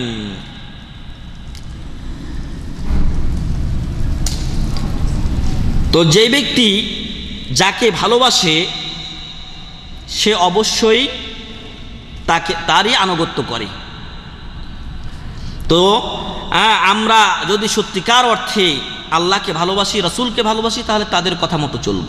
আজকে দুনিয়ায়, বর্তমান বিশ্বে যেইভাবে সমাজে প্রচলিত আছে ভালোবাসা, নারী পুরুষের মাঝে, ছেলে মেয়েদের মাঝে, তো এই ভালোবাসা এক অবৈধ ভালোবাসা। যেটা অনইসলামিক ভালোবাসা সেটা অবৈধ ভালোবাসা। সেই ভালোবাসার সময় যদি প্রেমিককে বলে যে আমার জন্য অমুক জিনিসটা আনতে হবে, সে কি বলে যে না, নিয়ে আসবো না, আমি নিজের জীবন দিয়ে হলেও ওই জিনিস নিয়ে আসার চেষ্টা করে। আপনারা হাদিসের ঘটনাও জানেন, যে 3 ব্যক্তি গুহায় আটকা পড়েছিল, তাদের মাঝে একজন ছিল যে তার নিজের চাচাতো বোনকে চাইতো, কিন্তু চাচাতো বোন বলে দিল যে 100 দিরহাম বা দিনার না হলে আমি তোমার হব না, বা তোমার যে চাহিদা সেটা পূরণ করব না। চাচাতো ভাই 100 দিরহাম বা দিনার সংগ্রহ করেছিল কিনা বলেন তো? সে সংগ্রহ করেছিল। তো আমরাও যদি নবী মুহাম্মদুর রাসূলুল্লাহ সাল্লাল্লাহু আলাইহি সাল্লামের ভালোবাসার দাবি করে থাকি, তাহলে তার কথা মেনে চলতে হবে আমাদেরকে। আসুন আমরা সাহাবাদের কিছু ভালোবাসার দৃষ্টান্ত দেখি। ওমর রাদিয়াল্লাহু রাসূল সাল্লাল্লাহু আলাইহি সাল্লাম বললেন যে লা ইউমিনু আহাদুকুম হাত্তা আকুনা আহাব্বা ইলাইহি মিন ওয়ালিদিহি ওয়া ওয়ালাদিহি ওয়ান নাসি আজমাইন। তোমাদের কেউ ততক্ষণ পর্যন্ত পূর্ণ মুমিন হতে পারবে না যতক্ষণ পর্যন্ত সে তার ছেলে মেয়ে পিতা এবং সকল আত্মীয় স্বজন থেকে আমাকে অধিক বেশি ভালো না বাসবে। ওমর রাদিয়াল্লাহু আনহু বললেন যে হে আল্লাহ রাসূল সাল্লাল্লাহু আলাইহি ওয়াসাল্লাম, আমি সবার থেকে আপনাকে বেশি ভালোবাসি, কিন্তু নিজের জীবনের চাইতে বেশি ভালোবাসতে পারি না। রাসূল সাল্লাল্লাহু আলাইহি ওয়াসাল্লাম বললেন যে না, এখনো তুমি পূর্ণ মুমিন হতে পারোনি। ওমর রাদিয়াল্লাহু আনহু ভাবলেন, এত কষ্ট করলাম, হিজরত করলাম, ইসলামের জন্য এত উৎসর্গ করলাম, এরপরও পূর্ণ ঈমান আমার থাকবে না? তখন তিনি বললেন যে সব কিছু থেকেই আমি এবার নবী মুহাম্মদুর রাসূলুল্লাহ সাল্লাল্লাহু আলাইহি ওয়াসাল্লামকে বেশি ভালোবাসি, এমনকি আমার জীবনের চাইতেও আপনাকে রাসূল এখন আমি বেশি ভালোবাসি। রাসূল সাল্লাল্লাহু আলাইহি ওয়াসাল্লাম বললেন, আল আনা ইয়া উমর, হে উমর, হ্যাঁ এখন তোমার ঈমান পূর্ণ হয়েছে। আল্লাহু আকবার। কোথায় উমর? উমর রাদিয়াল্লাহু আনহুকে দেখলে শয়তান যদি দেখে যে এক রাস্তা দিয়ে আসছেন উমর রাদিয়াল্লাহু আনহু আরেক রাস্তা দিয়ে পালাতো শয়তান, সেই উমর রাদিয়াল্লাহু আনহুর ঈমান পূর্ণ হচ্ছে না, নিজের জীবনের চাইতে মুহাম্মদ সাল্লাল্লাহু আলাইহি সাল্লামকে বেশি ভালোবাসছেন না বলি। আমার আপনার ঈমান কোথায় ভাইরা? আমার আপনার ঈমান কোথায়? আমার আপনার ঈমান যেন আমরা পরিপূর্ণ করি, আমরা যেন রাসূলকে অধিক ভালোবাসি, তার প্রতিটি কথা যেন আমরা মানার সর্বাত্মক চেষ্টা করি। আল্লাহ আমাদেরকে তৌফিক দান করুন, আল্লাহুম্মা আমিন। আবু বকর রাদিয়াল্লাহু আনহু যখন হিজরত করছিলেন, সেই হিজরতের সময় অন্ধকার রাত, এখনকার মতো তো এই সৌদি আরবে আল্লাহ নিয়ামত দিয়েছেন, হাজার হাজার বাতি, যেখানে দরকার নয় সেখানে বাতি লাগে আসি। রাসূল সাল্লাল্লাহু আলাইহি সাল্লাম চলছেন কোথায়? হিজরতের সময় গারে সৌরের দিকে চলছেন। আবু বকর রাদিয়াল্লাহু আনহু একবার পিছনে যাচ্ছেন, একবার আগে সামনে যাচ্ছেন। রাসূল সাল্লাল্লাহু আলাইহি সাল্লাম জিজ্ঞাসা করলেন, আবু বকর ব্যাপার কি? একবার সামনে যাও আর একবার পিছনে আসো কেন? তো উনি বললেন, হে আল্লাহ রাসূল সাল্লাল্লাহু আলাইহি সাল্লাম, যখন সামনে যাই তখন আমি আপনার পথ দেখার জন্য যাই যে রাস্তাটা কেমন আছে, রাস্তা দিয়ে চলার মতো কিনা, আপনি যেতে পারবেন কিনা। আবার কিছুক্ষণ পরেই ভয় হয় যে পিছন দিক থেকে আপনাকে কেউ অনুসরণ করছে কিনা, আপনাকে ধাওয়া করছে কিনা, এজন্য আমি আবার পিছনে আসি, আবার কিছুক্ষণ পরে আপনার রাস্তা দেখার জন্য সামনে যাই। আল্লাহু আকবার। এই সাহাবী, প্রখ্যাত সাহাবী আবু বকর রাদিয়াল্লাহু আনহু যেই মর্যাদা পেয়েছেন, সেই মর্যাদার জন্য এ সকল কর্মই তো কাজ করেছে। তাই আবু বকর রাদিয়াল্লাহু আনহু আমাদের জন্য অনুপ্রেরণা হতে পারেন, আদর্শ হতে পারেন রাসূল প্রীতির ক্ষেত্রে, রাসূলের ভালোবাসার ক্ষেত্রে। আল্লাহ যেন আবু বকর রাদিয়াল্লাহু আনহুর মতো রাসূলের প্রতি ভালোবাসা আমাদের হৃদয়ে সৃষ্টি করেন, আল্লাহুম্মা আমিন। একজন মহিলা, যারা মা বোন আছেন তাদেরকেও বলছি যে একজন মহিলা হয়ে রাসূল সাল্লাল্লাহু আলাইহি ওয়াসাল্লামের প্রতি কি ভালোবাসার দৃষ্টান্ত স্থাপন করেছেন তা শুনে দেখুন। নুসাইবা বিনতে কাব আল মাজিনিয়া উম্মে আম্মারা, যার উপাধি ছিল উম্মে আম্মারা, তার মূল নাম নুসাইবা বিনতে কাব আল মাজিনিয়া রাদিয়াল্লাহু আনহা।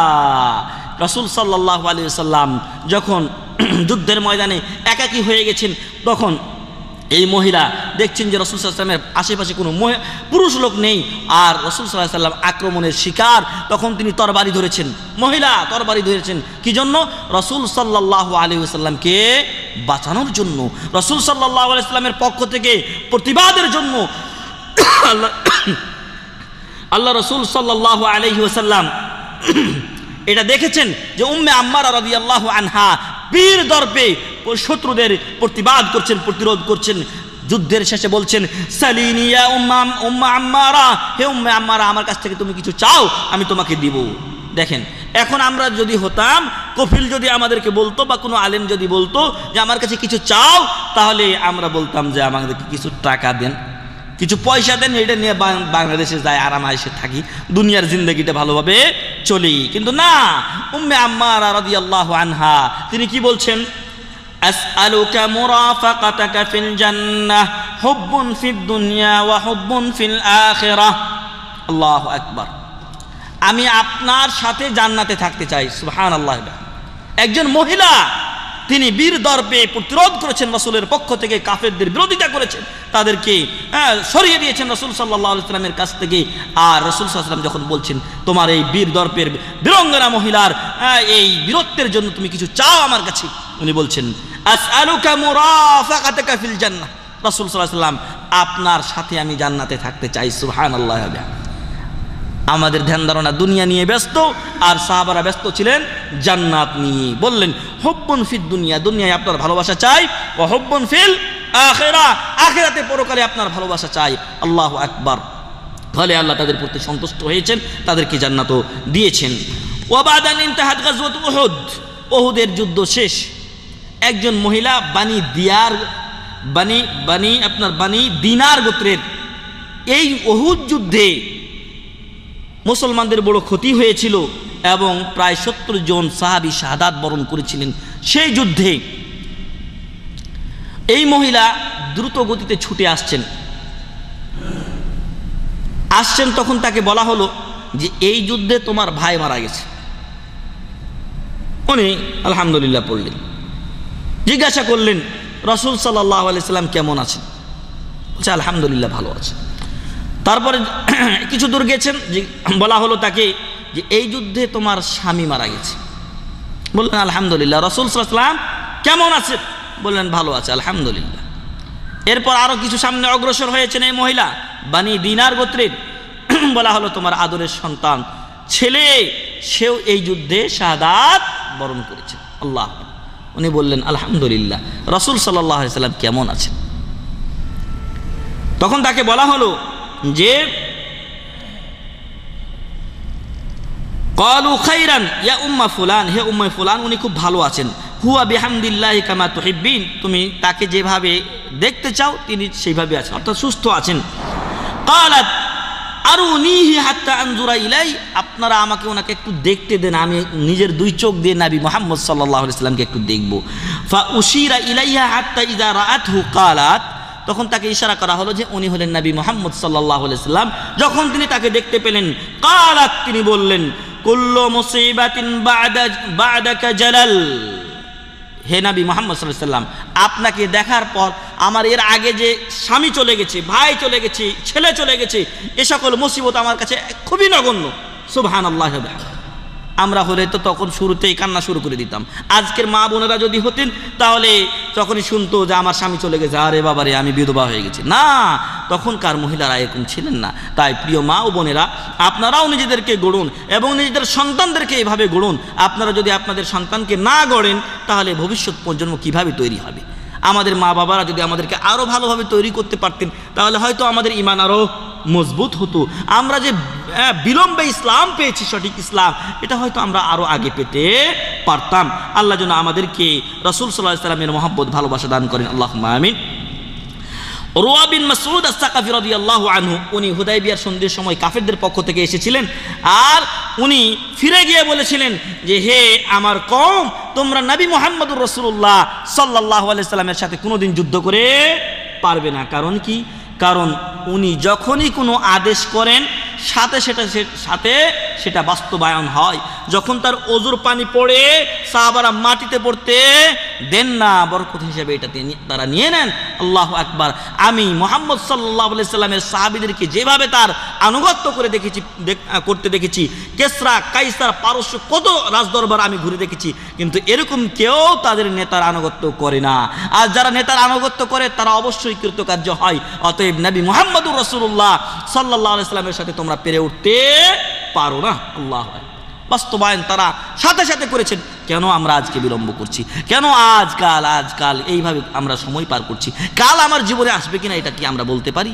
না, আমরা বলতে পারি না। তাই আমরা যেন এদিকে খেয়াল দেই এবং রাসূল সাল্লাল্লাহু আলাইহি সাল্লামের ইত্তেবা অনুসরণ করি। আর রাসূল সাল্লাল্লাহু আলাইহি ওয়াসাল্লাম এর ভালোবাসা, এটা আকীদা আমাদের, এটা আমাদের বিশ্বাস। যদি কেউ রাসূল সাল্লাল্লাহু আলাইহি ওয়াসাল্লামকে ভালো না বাসে সে মুমিন হতে পারবে? মুমিন হতে পারবে না। এমনকি সবচাইতে বেশি ভালো না বাসলে মুমিন হতে পারবে না। যা একটু আগে ওমর রাদিয়াল্লাহু আনহুর কথা থেকে আমরা বুঝতে পেরেছি। তাই প্রিয় ভাই এবং বন্ধুগণ, অন্তরে যদি রসুলের স্থান না থেকে অন্য কারো স্থান থেকে থাকে, আমি অনেক সময় ওই দেশে আপনার পেপার পত্রিকা পড়তাম, আপনার কাছে সবচাইতে শ্রেষ্ঠ ব্যক্তি কে? তো একজন দেয় বা প্রিয় ব্যক্তি কে দেয়, রবি ঠাকুর, শয়তানের নাম। আর একজন আর এক শয়তানের নাম দিয়ে রাখছে। আর একজন কয় আমার বাবা, আর একজন কয় অমুক গায়ক, নায়ক ইত্যাদি, নাউজুবিল্লাহি মিন যালিক।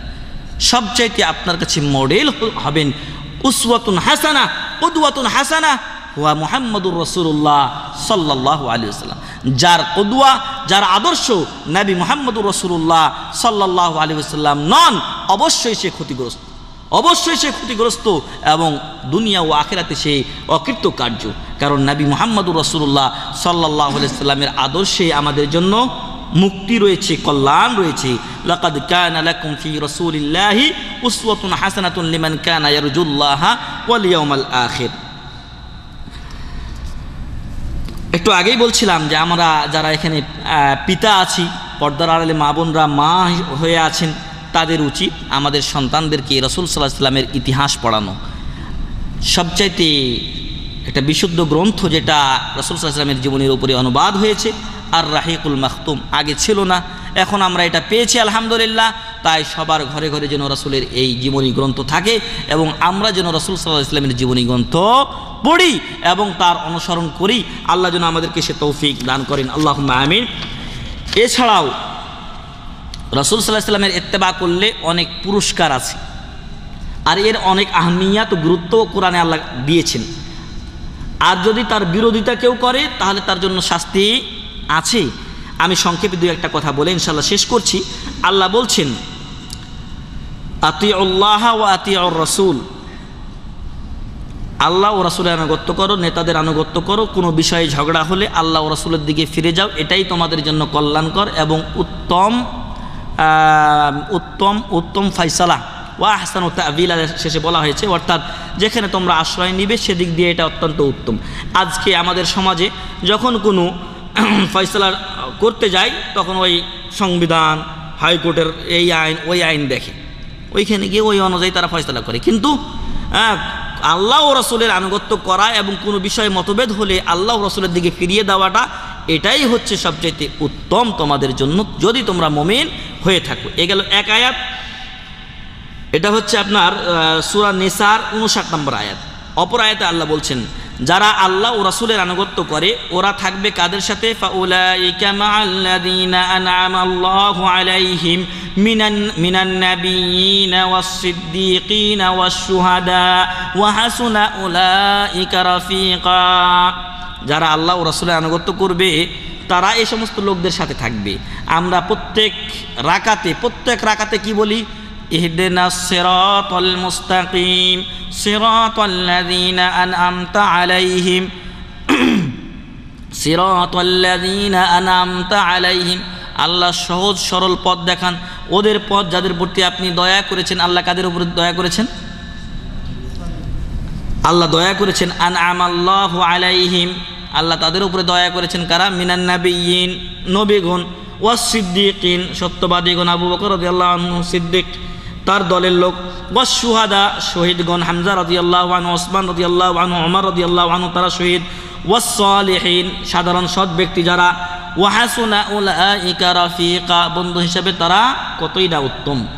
তাহলে আপনি যদি নিয়ামতপ্রাপ্ত বান্দা, নবীগণ, সিদ্দিকগণ, শহীদগণ, সালেহিনগণদের অন্তর্ভুক্ত হতে চান তাহলে কি করতে হবে? ওমান ইউতিইল্লাহা ওয়ার রাসূল, আল্লাহ ও রাসূলের আনুগত্য করতে হবে, তাদের কথা মেনে চলতে হবে। অপর আয়াতে আল্লাহ বলছেন, ফাল্লাযীনা আমানু বিহি ওয়া আযযারুহু ওয়া নাসারুহু ওয়াত্তাবাউন নূরাল্লাযী উনজিলা মাআহু উলাইকা হুমুল মুফলিহুন। আগের আয়াত ছিল সূরা নিসা 59, 69 এবং 70 নম্বর আয়াত। পরের আয়াত যেটা বললাম যে যারা রাসূলের প্রতি ঈমান আনবে, তাকে সহযোগিতা করবে, তাকে শক্তিশালী করবে এবং যেই নূর, যেই কিতাব তার প্রতি নাজিল করা হয়েছে তার অনুসরণ করবে, উলাইকা হুমুল মুফলিহুন, তারাই হচ্ছে সফল কাম। আল্লাহ তাআলা সূরা বাকারা শুরুতে বেশ কয়েকটি আয়াত বলার পরে বলছেন, উলাইকা আলা হুদাম মির রাব্বিহিম ওয়া উলাইকা হুমুল মুফলিহুন। ওই মুফলিহুন কৃতকার্যদের তালিকায় দাখিল হতে চাইলে তাহলে আপনাকে রাসূল সাল্লাল্লাহু আলাইহি ওয়াসাল্লামের অনুসরণ করতে হবে, তাকে সহযোগিতা করতে হবে। রাসূলকে কি দিয়ে সহযোগিতা করবেন? রাসূল সাল্লাল্লাহু আলাইহি ওয়াসাল্লামের সুন্নাত আছে, যেই সুন্নাতগুলো মরে গেছে, আমাদের সমাজে সেখানে বেদাত জায়গা করে নিয়েছে, সেই সুন্নাতগুলো জীবিত করুন, বেদাতগুলো দূর করার চেষ্টা করুন, তাহলেই তাকে সহযোগিতা করা হবে। সূরাতুল আরাফ 157 নম্বর আয়াত। অপর আয়াতে আল্লাহ বলছেন, কুল ইন কুনতুম তুহিব্বুনাল্লাহা ফাত্তাবিউনি ইউহিব্বুকুমুল্লাহ। মোহাম্মদ সাল্লাল্লাহু আলাইহি ওয়াসাল্লাম আপনি বলে দিন যদি তোমরা আল্লাহকে ভালোবাসো সত্যিকার অর্থে তাহলে আমি নবী মুহাম্মদুর রাসূলুল্লাহ সাল্লাল্লাহু আলাইহি ওয়াসাল্লামের অনুসরণ করো, তাহলে আল্লাহ তোমাদেরকে ভালোবাসবেন। আরও কি করবেন? আল্লাহ ওয়াগফির লাকুম যুনুবাকুম, তোমাদের গুনাহগুলি আল্লাহ মাফ করে দিবেন। ওয়াল্লাহু গফুরুর রহিম, এবং নিশ্চয় আল্লাহ তাআলা অত্যন্ত ক্ষমাশীল ও দয়ালু। সূরাতু আলে ইমরান 31 নম্বর আয়াত।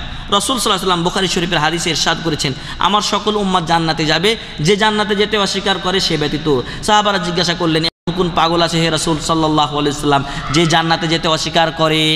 যে জান্নাতে যেতে অস্বীকার করে। উনি বললেন, যে আমার আনুগত্য করবে সে জান্নাতে যাবে, যে আমার আনুগত্য করবে সে জান্নাতে যাবে, আর যে আমার আনুগত্য করবে না, বিভিন্ন তরিকা, মতবাদ, জামাত, এই সেই ইত্যাদির আনুগত্য করবে, ফাকাদ আবা, ওই লোকই জান্নাতে যেতে অস্বীকার করে। আমাদের সমাজে আজকে বিভিন্ন দল আছে। এই রাসূল সাল্লাল্লাহু আলাইহি ওয়াসাল্লাম এটা বলছেন ঠিক, কিন্তু আমাদের মাযহাবে তো নাই, আমাদের জামাতে তো নাই, আমার তরিকাতে তো নাই। না, আপনার তরিকা চলবে না, রাসূল সাল্লাল্লাহু আলাইহি ওয়াসাল্লামের তরিকায় ধরতে হবে, তাহলে আপনার জন্য জান্নাত, নতুবা আপনি জান্নাতে যেতে নিজেই অস্বীকার করেন। বুখারী শরীফের হাদিস।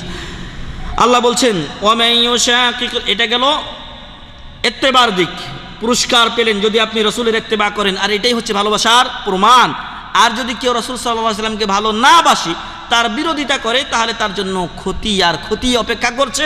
আর সেই ক্ষতিগুলোর একটা আল্লাহ বলছেন, ওয়া মান ইউশাকিকির রাসূলা মিন বাদি মা তাবায়্যানা লাহুল হুদা ওয়া ইয়াত্তাবি গায়রা সাবিলিল মুমিনিন, যে ব্যক্তি রাসূল সাল্লাল্লাহু আলাইহি ওয়াসাল্লামের বিরোধিতা করে, তার কাছে হেদায়েত স্পষ্ট হওয়ার পরেও, এবং মুমিনদের পথ ভিন্ন অন্য পথে চলে, নুআল্লিহি মা তাওয়াল্লা, আমি তাকে সেদিকে সুপর্দ করব যেদিকে সে যায়, ওয়ানুসলিহি জাহান্নাম, তাকে আমি জাহান্নামে নিক্ষেপ করব, ওয়াসাআত মাসিরা, এবং বাসস্থান, আবাসস্থল হিসাবে, প্রত্যাবর্তন স্থল হিসাবে জাহান্নাম কতই না খারাপ। সূরাতুন নিসা 115 নম্বর আয়াত। যে সমস্ত লোকেরা সুন্নাতের বিপরীতে বেদাত করে নিয়েছে, আল্লাহ বলছেন, ইসতারাবু দালালাতা বিল হুদা, তারা হেদায়েতের বিপরীতে গুমরাহি পথভ্রষ্টতাকে ক্রয় করে নিয়েছে। ফামা রাবিহাত তিজারাতুহুম ওয়া মা কানু মুহতাদিন, তাদের এই ব্যবসা লাভবান বা লাভজনক হতে পারে না। দুনিয়াতে মানুষের কিছু টাকা পয়সা খাইতে পারে, কিন্তু মিলাদ করে, কোরআন খানি করে, অথবা মোনাজাত দিয়ে দিল, লম্বা একটা দিয়ে কিছু খেয়ে নিল, অথবা নামাজের কাফারা আদায় করে নিল, এ দিয়ে দুনিয়ার কিছু পয়সা ইনকাম করতে পারে, কিন্তু ওদের ব্যবসা পরকালে কোনো ফায়দা দিবে না। ফামা রাবিহাত তিজারাতুহুম ওয়া মা কানু মুহতাদিন, এবং তারা সঠিক পথ প্রাপ্ত নয়। এছাড়া আরও অনেক আয়াত ছিল। আল্লাহ রাসূল সাল্লাল্লাহু আলাইহি ওয়াসাল্লাম বলছেন যে যারা এমন কোনো কাজ করে যা আমার সুন্নাতের অন্তর্ভুক্ত নয়, দিনের অন্তর্ভুক্ত নয়, সেটা বাতিল। এবং নামাজ রোজা করা সত্ত্বেও যারা রাসূল সাল্লাল্লাহু আলাইহি ওয়াসাল্লামের ইত্তেবা করেনি, বরং রাসূল সাল্লাল্লাহু আলাইহি ওয়াসাল্লামের বিপরীত পথে নামাজ রোজা আদায় করেছে, কিয়ামতের দিন হাউজে কাউসার থেকে তাদেরকে তাড়িয়ে দেওয়া হবে। রাসূল সাল্লাল্লাহু আলাইহি ওয়াসাল্লাম বলবেন, সুহকান লিমান গায়্যারা বাদি, আমার পরে যারা আমার দিন ধর্ম চেঞ্জ করেছিল, পরিবর্তন করেছিল, দূর হয়ে যাও আমার কাছ থেকে। তাই প্রিয় ভাই এবং বন্ধুগণ, আমাদের করণীয় রাসূল সাল্লাল্লাহু আলাইহি ওয়াসাল্লামের সুন্নাতের উপর নিজে আমল করা, জনগণকে উদ্বুদ্ধ করা, এবং রাসূল সাল্লাল্লাহু আলাইহি ওয়াসাল্লামের নামে যারা এরকম কটাক্ষ এবং আপনার ব্যঙ্গাত্মক মতবাদ অথবা এরকম ছবি করে, তাদের প্রতিরোধ করা। কিভাবে? এই বিভিন্ন কোম্পানির বিভিন্ন জিনিস এই দেশেও আমরা ভোগ করছি, দেশেও আছে। যে সমস্ত কোম্পানিগুলোর মাধ্যমে ওরা অর্থনৈতিক সহযোগিতা পাচ্ছে, ওগুলো না কেনা। অনেক জিনিস আছে যেগুলো না কিনলেও আমরা পারি।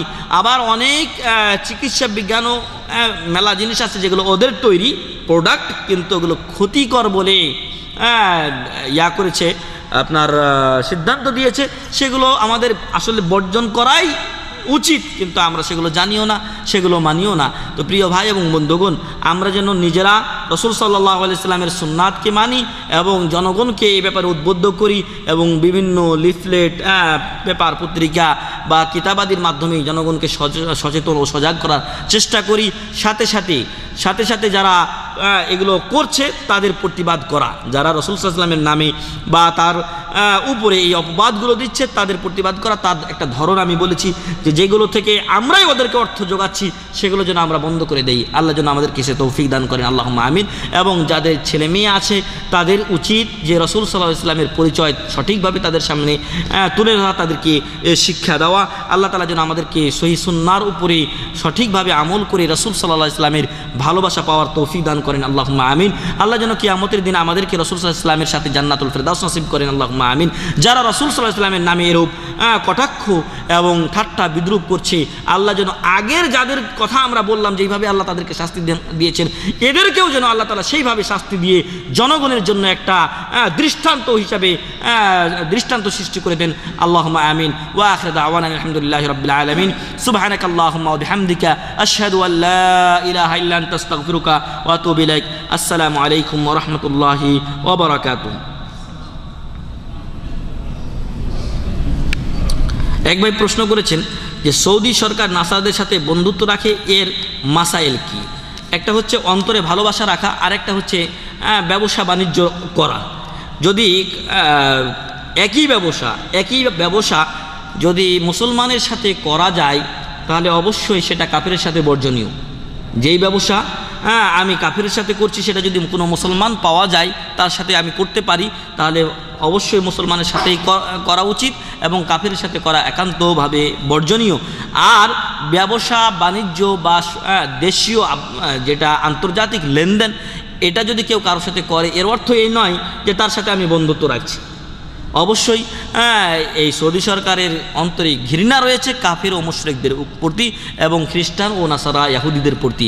তো এর অর্থ এই নয় যে তারা ভালোবাসেন, আসলে কিছু লেনদেন করতে হয়। যদি আপনার এদেশে যেরকম প্রথমে তেল উৎপাদনের জন্য ব্রিটেনকে ডাকা হয়েছিল এবং আপনার কুয়েত, বাহরাইন, আরব আমিরাত এগুলোতে তেল বের হলো, কিন্তু সৌদি আরবে তেল বের হচ্ছে না। তখন মালিক আব্দুল আজিজ রাহিমাহুল্লাহ, যিনি এই মালিক আবদুল্লাহ এবং অন্যান্যদের যারা এই মালিক ফাহাদ তাদের পিতা এবং আমির মোহাম্মদের দাদা, উনি চিন্তা করলেন, বিচক্ষণ মানুষ ছিলেন, যে এদিকে তেল, আমার এলাকায় তেল থাকবে না মানে অবশ্যই এখানে তেল আছে। তো তখন আর কোনো কোম্পানি নেই, ব্রিটেনের কোম্পানি ছিল। ব্রিটেনের কোম্পানিকে ডাকা হলো, অনেকবার খুঁজা পাইল না। এবার আমেরিকানদেরকে ডাকা হলো, কারণ তার একটা অর্থনৈতিক প্রবৃদ্ধি দরকার ছিল। মানুষজন আমাদের দেশে যেরকম আছে তার চাইতে আরও করুণ অবস্থায় ছিল। আপনারা অনেকে শুনেছেন যে আগের দিনের এখানকার লোকেরা অপেক্ষা করতো কখন হাজিরা আসে, ওরা সাথে কিছু খাবার দাবার নিয়ে আসবে, আর হাজিরা আমাদের দেশে থাক, খাবার দাবার বয়ে নিয়ে এসে আমাদের দেশে থাক, আমরা ওদের সাথে থাকবো। তো এখনও তো হয়, কিন্তু এখন একটা ফুলুসের ব্যাপার হয়ে গেছে। এখন আপনি হোটেলে ভাড়া থাকেন, আপনি এখানে খাওয়া দাওয়া করছেন, কুরবানি কিনছেন, এগুলো অর্থগুলো কোথায় যায়? এদের পকেটে যায়। তো তখন তিনি চিন্তা করলেন যে অবশ্যই আমার এখানে তেল আছে, আর এই জন্য আমেরিকাকে ডাকা হলো এবং খনন করা হলো, আস্তে আস্তে পাওয়া গেছে। পরে এই আপনার নাফতা একটা কোম্পানি এরা তৈরি করে আস্তে আস্তে ওদেরকে এদেশ থেকে সরিয়ে দিয়েছেন, হয়তোবা জরুরি প্রয়োজনে কিছু আছে। আর আল্লাহ রসুল সাল্লাল্লাহু আলাইহি ওয়াসাল্লাম বিধর্মীর দ্বারা সহযোগিতা নিয়েছেন। যখন তিনি হিজরত করেছেন তখন আবদুল্লাহ বিন উরাইকিত, যিনি ম্যাপ সম্পর্কে অভিজ্ঞ ছিলেন, যিনি রাস্তা সম্পর্কে অভিজ্ঞ ছিলেন, আল্লাহ রসুল সাল্লাল্লাহু আলাইহি ওয়াসাল্লাম তাকে পয়সা দিয়ে ভাড়া নিয়েছিলেন। অতএব যদি ইসলামের কোনো ক্ষতি না হয় এবং জনগণ ও ইসলামের উপকার হয়, সেক্ষেত্রে কাফেরের সাথে লেনদেন করা যায়। আল্লাহ রসুল সাল্লাল্লাহু আলাইহি ওয়াসাল্লাম যখন ইন্তেকাল করেছিলেন তখন তার বর্মটি একজন ইয়াহুদির কাছে বন্ধক ছিল কিছু খাবারের বিনিময়। এজন্য বন্ধুত্ব না রেখে, অন্তরে ভালোবাসা না রেখে যদি লেনদেন করা যায় তাতে ইসলাম বাধা দেয় না, বরং রাসূল সাল্লাল্লাহু আলাইহি ওয়াসাল্লাম এরকম করেছেন, তার প্রমাণ আছে। তো আজকে আলোচনা এখানে শেষ করছি। ওয়া মা আলাইনা ইল্লাল বালাগ। সুবহানাকাল্লাহুম্মা ওয়া বিহামদিকা আশহাদু আল্লা ইলাহা ইল্লা আনতা আস্তাগফিরুকা ওয়া আতুবু ইলাইক। আসসালামু আলাইকুম ওয়া রাহমাতুল্লাহি ওয়া বারাকাতুহু।